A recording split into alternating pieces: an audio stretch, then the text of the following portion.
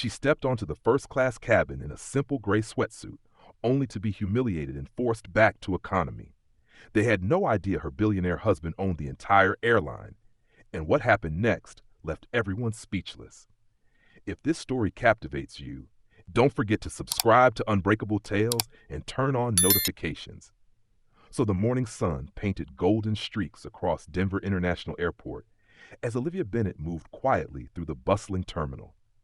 At 34, she carried herself with the unassuming confidence of someone comfortable in their own skin.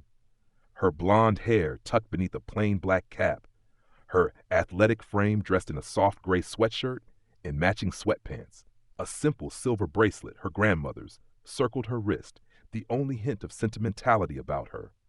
No one would guess that this woman, purchasing a regular black coffee with cash and dropping her change in the tip jar, was married to Alexander Bennett, the billionaire tech innovator who had recently acquired Summit Airlines.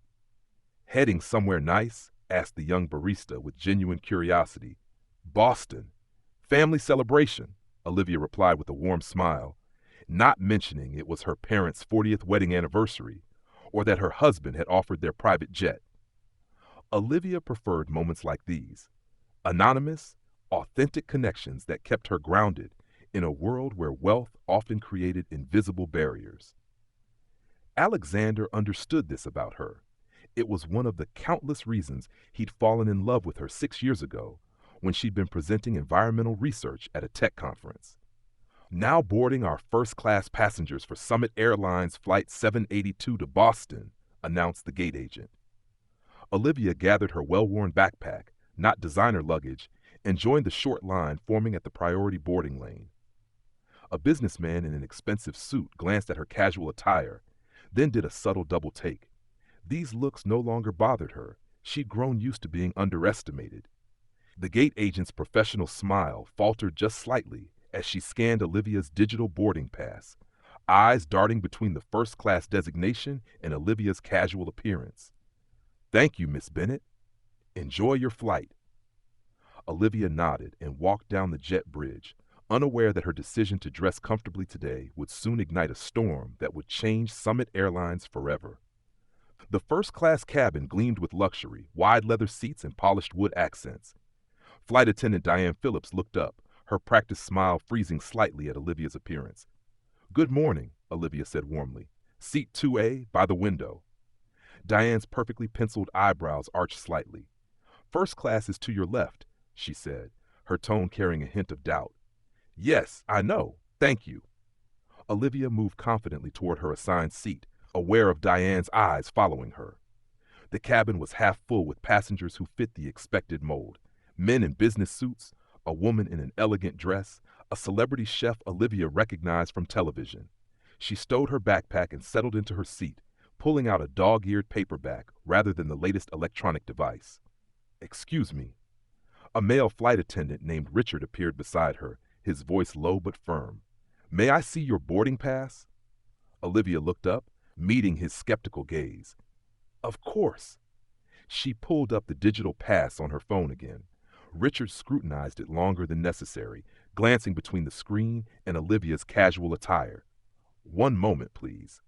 She watched as he conferred with Diane near the front of the cabin, both stealing glances in her direction. The businessman across the aisle pretended not to notice, but his attention was obvious. Olivia took a deep breath, recognizing the familiar signs of judgment forming. Diane approached now, accompanied by the lead flight attendant, Caroline, whose name badge indicated her supervisory status. "Ma'am," Caroline began, her voice professionally modulated but cool, "there seems to be some confusion with your boarding pass." Olivia set her book down. "There's no confusion. I'm in 2A, first class." Caroline's smile tightened. "Our system occasionally makes errors, and you don't think I belong here," Olivia finished, her voice calm but direct. "Is that what you're suggesting?" A flicker of discomfort crossed Caroline's face. "Not at all. We simply need to verify." "You've already verified my boarding pass twice," Olivia pointed out. "It clearly shows I'm assigned to this seat." By now, the other first-class passengers were watching with undisguised interest. Richard stood nearby, arms crossed, his expression suggesting he'd encountered this situation before and knew how it would end. Perhaps you were upgraded accidentally, Diane suggested, her tone making it clear how unlikely she considered this possibility. Perhaps I purchased a first-class ticket, Olivia countered. Is there a dress code for this cabin that I'm unaware of? Caroline's professional veneer slipped slightly.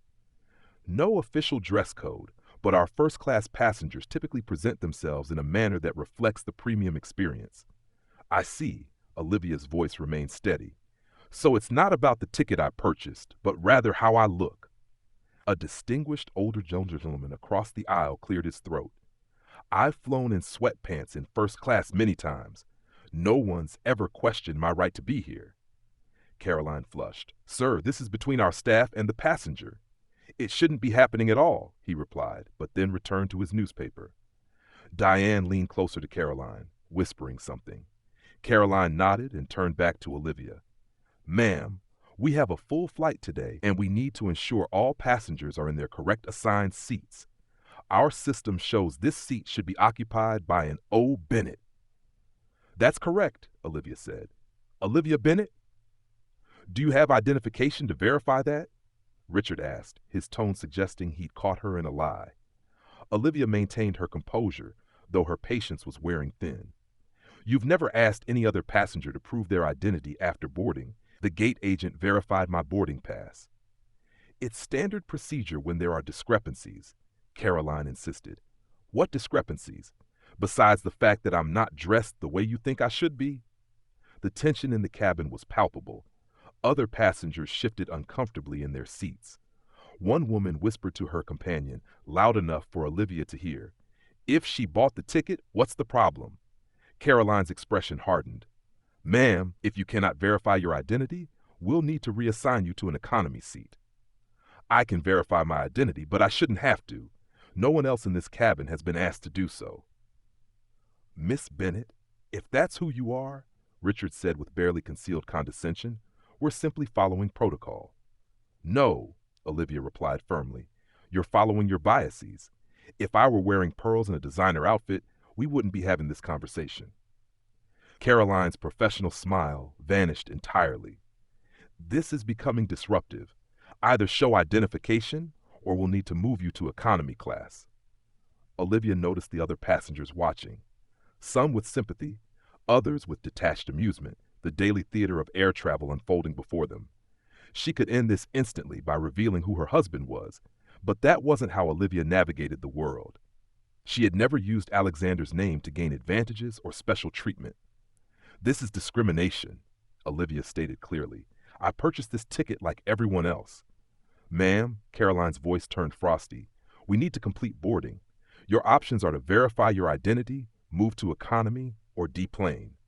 The injustice burned, but Olivia recognized the impossible position. Making a scene would only delay the flight for everyone. Fine, she said finally. I'll move, but I want your names and employee numbers. This isn't over. Richard smirked slightly. We'll find you a seat in economy and provide compensation for the fare difference. I don't want compensation, Olivia replied, gathering her backpack. I want accountability. As she stood, she noticed sympathetic glances from a few passengers, while others studiously avoided eye contact. The older gentleman who had spoken up earlier shook his head in disgust. With an escort that felt more like an expulsion, Diane led Olivia through the premium cabin toward economy, Olivia's back straight and shoulders squared, as hushed whispers followed in her wake. Passengers watched curiously as she passed, their eyes tracking her with a mix of sympathy and intrigue. Olivia held her head high, jaw set to conceal how deeply the humiliation cut. Here you are, Diane said, voice softening as she gestured to a middle seat in economy. We apologize for any inconvenience. Olivia met Diane's gaze with unflinching calm. No, you don't. But you might soon enough. The following morning dawned bright over Summit Airlines corporate headquarters. In the executive suite, Chief Customer Officer Patricia Winters reviewed the day's agenda with growing anxiety, fingers drumming on the desktop. The quarterly customer experience review was scheduled for 10 a.m., and the numbers weren't promising. The board members will be attending, her assistant reminded her, voice low, and Mr. Bennett has confirmed he'll be joining in person rather than virtually. Patricia's stomach tightened. She swallowed hard.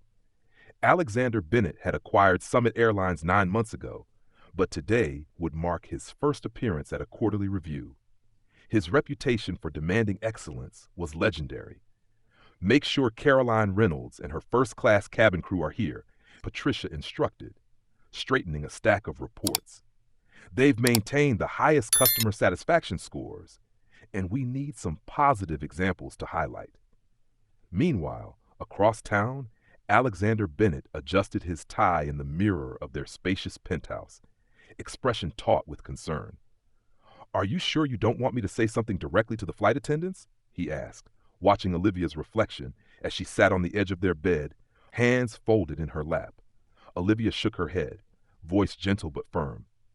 "This isn't about personal revenge, Alex. It's about changing a culture." "They humiliated my wife," he said, controlled anger tightening his tone. "That's pretty personal to me." Olivia stood and straightened his tie, an effortless gesture of support. "And I love you for that. But this is bigger than me or those 3 crew members. This is about a system that judges people based on appearances rather than character." Alexander's expression softened as he looked at his wife. "All right, we'll do it your way." He checked his watch, brow furrowing. "The meeting starts in an hour. You're sure about the timing?" Olivia nodded, chin held high. "Absolutely sure, and I'll be wearing exactly what I wore yesterday." At Summit Airlines headquarters, the executive conference room filled with board members, department heads, and key staff. Caroline, Richard, and Diane sat together near the back, exchanging puzzled glances. They had been surprised by the invitation, but assumed it related to their consistently high performance metrics. "Maybe they're finally creating that elite service team they've been discussing," Richard whispered, voice tinged with hopeful curiosity. "We'd be the obvious choice to lead it." Patricia Winters called the meeting to order, clearing her throat. Moments later, Alexander Bennett entered, tall, commanding, moving with quiet confidence, and took his seat at the head of the table. The presentation began with charts showing various metrics. Alexander listened without expression, occasionally making notes. "Now I'd like to call attention to our bright spots," Patricia said, voice gaining enthusiasm as she clicked to the first slide. "Our first-class service has maintained a 92% satisfaction rating, well above industry average. We have members of that team here today." Alexander's gaze swept the room, landing on Caroline, Richard, and Diane for the first time, his expression unreadable. "In fact," Patricia continued, shoulders straightening with pride, "I've asked Caroline Reynolds, our senior first-class cabin manager, to share some insights about their approach to premium customer service." Caroline stood confidently and moved to the front of the room, shoulders squared and chin lifted. "Thank you, Patricia. At Summit Airlines, we believe the first-class experience begins the moment our passengers step on board. We're trained to recognize and accommodate the needs of our premium travelers, who expect and deserve a certain level of service." The door to the conference room opened quietly, the soft click causing a ripple of tension. "We carefully attend to every detail," Caroline continued, voice steady despite the sudden hush, "from the way we address our passengers to ensuring that the first-class cabin maintains its exclusive atmosphere." Her words faltered as she noticed Alexander Bennett's attention had shifted. Caroline's brow furrowed and she turned, heart thudding, to see what had interrupted her presentation. There, standing just inside the doorway, was the woman in the dark gray sweatshirt, light gray sweatpants, and black cap from yesterday's flight. For a moment, Caroline didn't process what she was seeing. Then recognition dawned, her lips parting in shock, followed swiftly by confusion. Richard and Diane exchanged alarmed glances, shoulders tensing, as they too recognized yesterday's misplaced passenger. Alexander Bennett rose from his seat, gaze cool and controlled. "I apologize for the interruption," he said, voice deceptively calm. "I believe some of you have already met my wife, Olivia Bennett." The conference room froze in a tableau of shock and dawning horror. "Your wife?" Patricia Winters finally managed, voice trembling. "Yes," Alexander confirmed, tone deceptively casual. "Olivia flew from Denver to Boston yesterday on our airline, in first class." Each phrase landed like a blow, causing murmurs to ripple around the table. Olivia stepped forward and stood beside her husband, posture composed, still dressed in the exact outfit that had deemed her unworthy of a seat she'd paid for. The silver bracelet on her wrist caught the light, unwavering. Perhaps, Alexander suggested. Caroline was about to explain Summit Airlines' approach to recognizing premium travelers. Please continue. Caroline's mouth opened and closed, her pulse racing, no words emerging. There must have been a misunderstanding, she finally stammered, voice cracking. A misunderstanding? Alexander repeated thoughtfully, arms folded. Interesting choice of words. Olivia, would you characterize yesterday's incident as a misunderstanding? Olivia stepped fully into the room, calm purpose radiating from her. What happened yesterday wasn't a misunderstanding, she said, voice clear enough to reach every corner of the silent room. It was bias in action. I was judged not by my boarding pass, which was checked multiple times, but by my appearance. You decided I didn't belong in first class because I didn't match your image of who deserves to be there. She placed a folder deliberately on the conference table, meeting each startled gaze. 27 documented incidents in the past 3 months alone, all following the same pattern. This isn't about 3 flight attendants. It's about a culture. The revelation hit the room like a physical force. Patricia reached for the folder with trembling hands. I had no idea, she whispered. That's the problem, Alexander stated. You should have known. 3 months later, Olivia Bennett settled into seat 2A on a flight to San Francisco, dressed in the same dark gray sweatshirt and sweatpants. Good morning, Mrs. Bennett, said a familiar voice. Can I offer you a beverage before takeoff? Olivia looked up to see Richard standing beside her seat, professional and attentive. His eyes held none of the condescension from their previous encounter. Instead, there was something that looked remarkably like respect. Mrs. Bennett, he said quietly, I wanted to thank you. These past 3 months have been educational. Down the aisle, Diane assisted an elderly man in casual clothes, her manner patient and attentive as she helped him stow his worn duffel bag. The transformation was subtle but unmistakable. Summit Airlines' new approach to inclusive customer service was becoming a model in the industry, challenging long-held assumptions about how premium service should look and feel. As the flight reached cruising altitude, Olivia gazed at the patchwork landscape below. She thought about how a single moment of injustice had catalyzed meaningful change, not through vengeance, but through education and accountability. 2 rows ahead, a young woman in ripped jeans and a vintage t-shirt laughed with her companion, receiving the same attentive service as the business executives around them. No second glances, no subtle indicators that they somehow didn't belong. This, Olivia realized, was the true victory, not the vindication of her own experience, but the small everyday dignities now extended to others who might have been previously judged and found wanting. True strength isn't about power or position. It's about transforming injustice into meaningful change. Has someone ever judged you by your appearance? Share your experience in the comments below. And don't forget to subscribe to Unbreakable Tales for more powerful stories of justice and transformation.